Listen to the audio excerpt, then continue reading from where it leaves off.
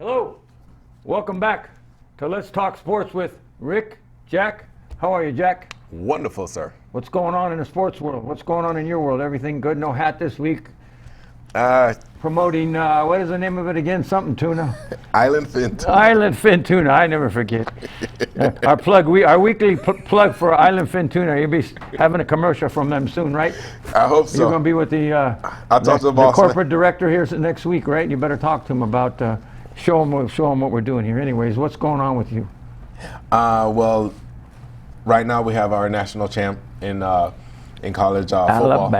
Alabama. They not only, what was fascinating, basically their entire team took all the individual awards. All the MVPs. For positions. And what they did was they showed up last night and backed it up and brought home the team award. That was awesome, fascinating, and I love it. In fact, to see Smith get the MVP because of the first half dominance he had anywhere on the field he was at, the ball was coming to him. They did not have an answer for him. Yeah, I mean, that was one of the best college football teams I've ever seen. Like you said, and I'm sure all of you know this, their offensive tackle was the number one tackle, got the award. The center got the award. The best receiver, the Heisman Trophy winner, the best running back, the best quarterback, the best tight end. I mean, they were loaded. They were saying that six players are going to be drafted number one in the number one round, first round. 6 Alabama guys. And within the first 2 rounds, 13 players. They were dominant. And you know what impresses me most? Well coached. You know, you watch so many college games, and I know you all watch a lot of college games, but what impressed me most was so many college games you watch. Man not set, man in motion, offsides, something illegal, holding. College games are full of penalties. Man, Alabama doesn't get many penalties. It's crazy. They do not get many penalties. They look like a professional team. And that's from coaching. And that's how they're coached. Yeah, they're coached by the best, and he's so humble. He's so humble with this. Did you realize last night you wouldn't think that was number 7? Oh, I know. I was kind of shocked when, you know, he's the record holder now, and he has number 7. And I'm like, my goodness, I didn't know he won 7 titles, 6 of them at Alabama. But he's been there. It's not like he won them all that he's been to, but he's Saban's been there. A man. He's always do that in COVID. Yeah.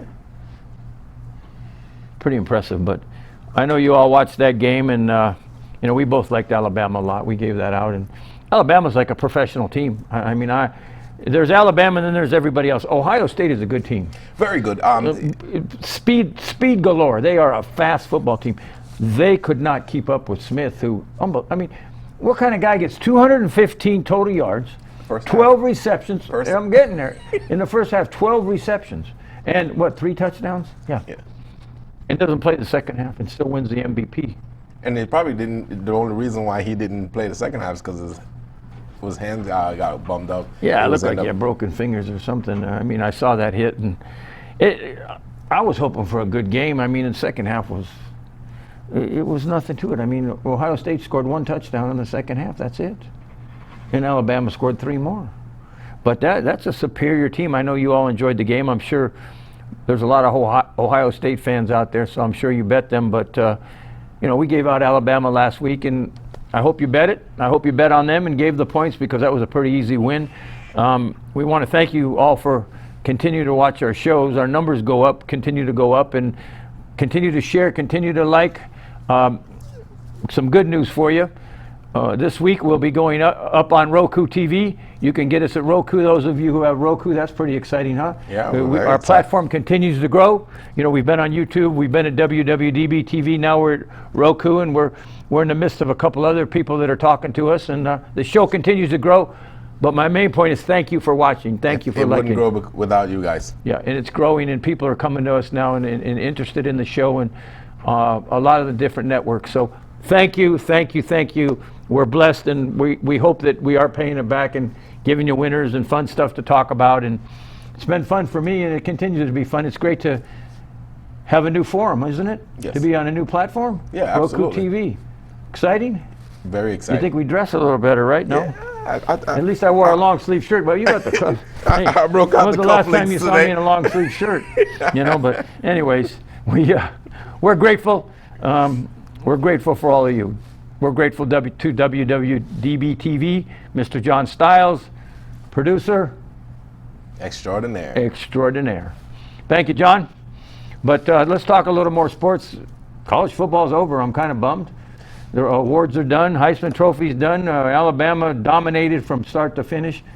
This was the first year I didn't see Mr. Saban get stressed on the sidelines and go crazy. Usually he goes crazy as hell with his players yelling and he just had the team this year. Like he said, they all bought in. Everybody bought in.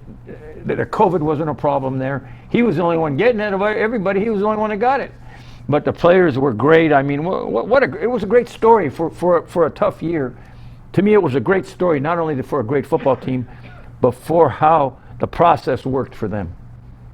Kudos, right? Kudos. For many reasons. And, you know, having all these players that's going to leave next year, and I believe they have the #1 recruiting class. Yeah, they did. So I want to talk about that. Yeah, please. With this recruiting class coming in, you know, obviously, unless you're in, Texas, and I believe, I forgot the other state that's actually still have high school football. Not many of them. I think Arizona played. Yeah. So and I think Utah played.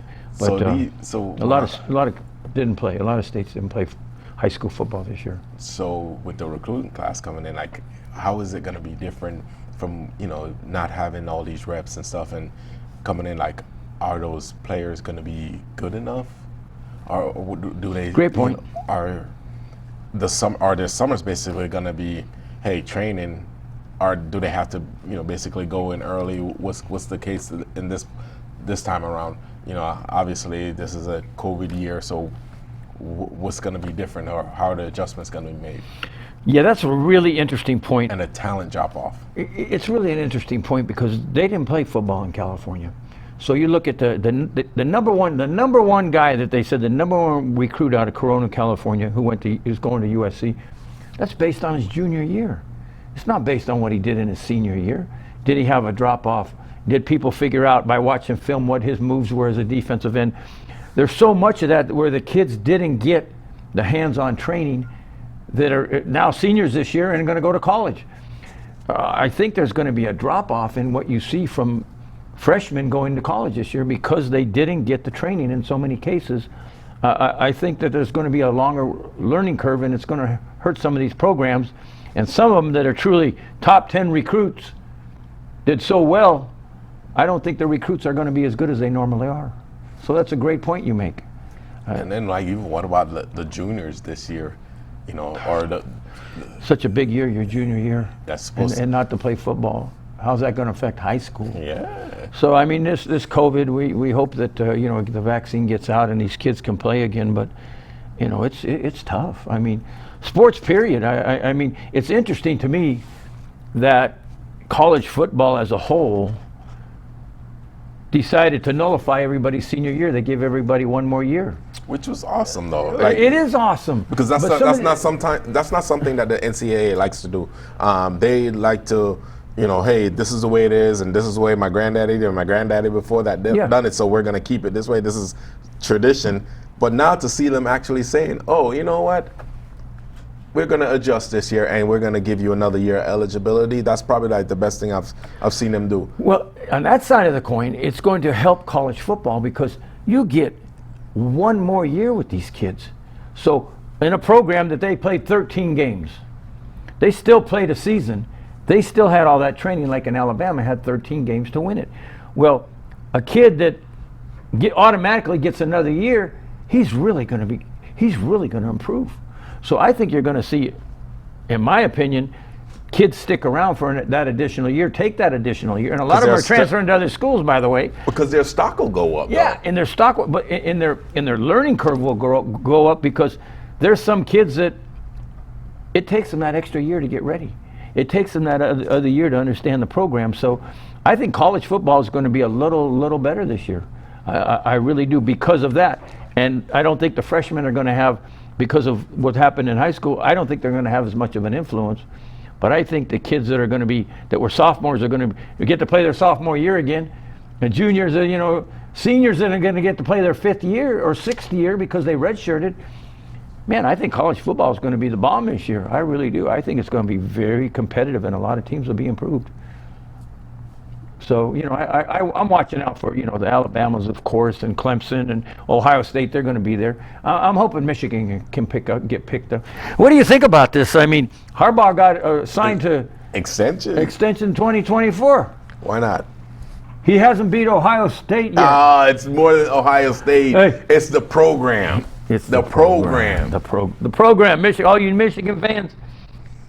It's kind of like Philadelphia. Harbaugh hasn't performed. He should be let go. He shouldn't be getting an extension. I don't believe in the guy. Who do you replace him with? Lots of coaches. Who? I don't know off the top of my head. Who? Exactly. And if you can't say that off the top Nick of your head. Saban. Nick Saban just won a championship. You think he's gonna? I know. Gonna get him? Well, I mean, who are you going to Exactly. replace him with? But is that the answer? Yes, it's the answer. As long as you have somebody else in mind that's gonna be better than Harbaugh, then that's when you pull the trigger. But you don't just pull the trigger just to pull the trigger. No, okay. Like a Texas. That's what I'm going to say to you. No, How about the guy at Texas? But the guy at Texas, yes. Why? Because you don't think Sark is better than him. I don't think Sark is going to. What was Sark's? You don't think? How did Sark do it at USC? What happened to Sark at USC? Did we all forget too soon? What happened? They weren't a winning program, and he was let go. I'm not going to say why he was let go, but he was let go. He was let go unceremoniously. Okay, he's been at Alabama and a few other places. He went to the Atlanta Falcons for a year. They didn't do so good, and then he came back to Alabama. Okay, they had great players this year, and he ran some great plays. They looked great last night. But I think Tom Herman is a better coach than Steve Sarkisian. So I don't think Harbaugh's ever going to win. I don't think that he can beat out Ryan Day at Ohio State. Ryan Day knocks the socks off of that guy. I don't believe he's the guy. Well, we'll see. Just like our man in Philadelphia. What happened? He won the Super Bowl 3 years ago, the Eagles. What did I say? He's going to get fired. And you said no way. He won the Super Bowl. Hey, bad coaching is bad coaching. Losing a team is losing a team. I don't see that. I just don't think Michigan's it. Anyways, I don't want to spend too much time on Harbaugh because he's an average coach on a good day. His brother's a much better coach than him over there with the Ravens, and he's happy right now. So hopefully the Ravens keep going. But anyways, college football is done. It was a great year. We had a lot of fun with it. I think next year I can't wait till it shows up again and we can talk about it more. Thank you for giving us your input on college football, and it's been a lot of fun. Not much else really going on in sports that we deal with. College basketball is going on. The top 5 teams are who's on tops right now in college. The same guys, right? Yeah, Gonzaga, Baylor, Villanova, and Texas. Yeah, they've played well. Texas had a very fortunate win the other day against West Virginia. That's what good teams do. Yeah, last second. Down by 2, 3-pointer. Texas wins, stays in the top 5. NBA getting a little scary. No. We just lost 2 games this week because of COVID. It's just COVID is rampant in the NBA right now, except with the Lakers and Clippers. What are they doing different? And especially in a state that has, one of the highest rates going on right now, and to see them, basically it all comes down to players not being selfish, going home after the games, doing what they're supposed to do, and that's what we have to do as a nation to, eventually get over this and be where we come back to normalcy, because this should never be our normal. No, and I'm a little worried about the NBA. I think that traveling is tough. Number one, you travel a lot more when you're in the NBA. You travel a lot more than like you do in football. You also travel private jets. You do, but they're not being faithful to what they should be doing, because every team, it seems to be more and more. It's becoming rampant in the NBA. I'm concerned. I am really concerned about the schedule. I have to tell you that. Finishing it again. It's early in the season. They've only they played about 10 games, and we're having these problems. But it's funny to me. I was thinking about this. I've heard none of that from the Lakers or Clippers. So what's happening there is they're being responsible. They're testing, and they said something after the game. One of the players or one of the coaches after the national championship game last night about Alabama, And what they said is these kids went through so much personal sacrifice during this COVID year. It's that mental toughness. We didn't have the problem, the COVID problem that so many college football teams had.